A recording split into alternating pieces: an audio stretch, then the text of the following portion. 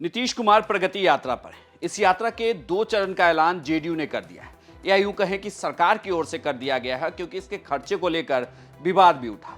लेकिन यात्रा पर अब मत जाइए। नीतीश कुमार हर साल यात्रा करते रहे। ये कहा जा रहा है कि नीतीश कुमार की ये 15वीं यात्रा है। लेकिन बात इसकी कि कोई भी नीतीश कुमार बिहार की राजनीति में बन नहीं सकता। जो काम नीतीश कुमार ने कर दिया, या जिस राजनीतिक को जब भी करबट बिहार की राजनीति लेने वाली होती है, उस वक्त नीतीश कुमार जो कमाल दिखाते हैं वो कोई कर नहीं पाता। नमस्कार, प्रणाम, बिहार तक देख रहे हैं आप। मैं हूं आपके साथ इंद्र मोहन। सबसे पहले बात फिलहाल मौजूदा दौर की। मौजूदा दौर में बिहार की सियासत में चल क्या रहा है। एक और बीजेपी का अंदरूनी प्लान सामने आ जा रहा है। गाहे बगाहे, चाहे वो अमित शाह हो या फिर बिहार के उप मुख्यमंत्री विजय सिन्हा, इनका नीतीश वाला प्लान जैसे ही सामने आता है, तुरंत फौरन एक दबाव बनाया जाता है जेडीयू की ओर से और यू टर्न भी ले लिया जाता है। बीजेपी के प्रदेश अध्यक्ष को सफाई देनी होती है कि नेता तो नीतीश कुमार ही होंगे।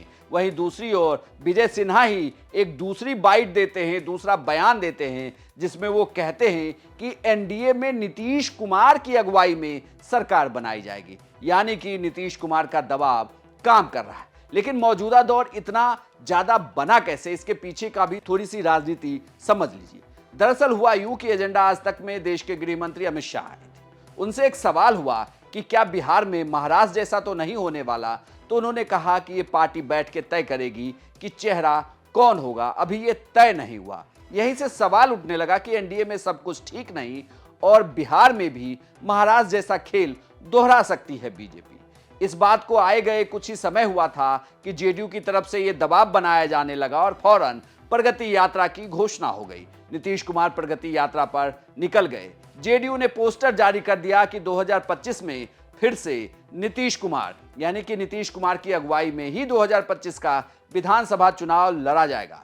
प्रदेश अध्यक्ष बीजेपी के दिलीप जायसवाल, उन्होंने बयान दिया कि नीतीश कुमार ही नेता होंगे, यानी कि उस डैमेज कंट्रोल को ठीक किया गया। उसके बाद फिर जब अटल बिहारी वाजपेयी की जयंती समारोह में उप मुख्यमंत्री विजय सिन्हा बोल रहे थे, तो उन्होंने कहा कि सच्ची श्रद्धांजलि तभी होगी जब बिहार में बीजेपी की सरकार बनेगी।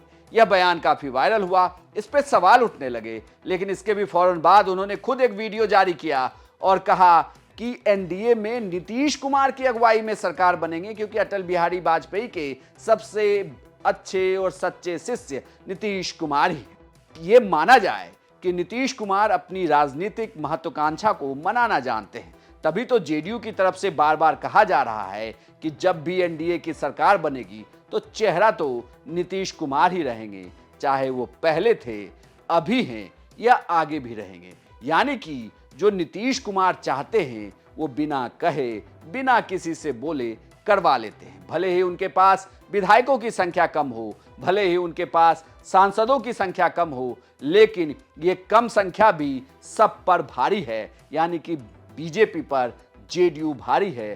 तभी नीतीश कुमार जैसे जैसे आगे बढ़ रहे हैं, उनके पीछे पीछे बीजेपी खड़ी दिख रही है। यानी कि भले ही एक समय में ये कहा जा रहा था कि बीजेपी बड़ी पार्टी हो भले ही जाए, लेकिन बड़ी भाई की भूमिका नहीं निभा पाएगी। और ये बात बिल्कुल सच साबित हो रही है, क्योंकि जिस तरीके से नीतीश कुमार पाला बदलकर उधर से इधर चले जाएं या इधर से उधर आ जाएं, फिर भी नीतीश कुमार कुर्सी पर बने हुए हैं, वही बिहार के मुख्यमंत्री हैं। और एक बार फिर से ये लगभग ऐलान हो गया है कि एनडीए की तरफ से 2025 का चेहरा नीतीश कुमार ही होंगे। जेडीयू आए दिन एक पोस्टर जारी कर रही है, जिसमें नीतीश कुमार की तस्वीर प्रधानमंत्री मोदी के साथ है। यानी कि वो बताना चाहते ही है कि जिस पर बीजेपी के सबसे बड़े नेता और एनडीए कुनबे के नेता भरोसा करते हैं, तो उस चेहरे पर कोई सवाल उठता ही कहाँ है। यानी कि कुल मिलाकर देखा जाए तो नीतीश कुमार बिहार की राजनीति की धुरी बने हुए हैं, चाहे उसमें पार्टी जेडीयू हो या फिर बीजेपी हो। वो जैसे चाहे वैसे ही अब बयान भी सामने आ रहे हैं। आपको यह जानकारी कैसी लगी हमें कमेंट बॉक्स में लिखकर जरूर बताइएगा। और बिहार की तमाम खबरों के लिए देखते रहिए सिर्फ बिहार तक।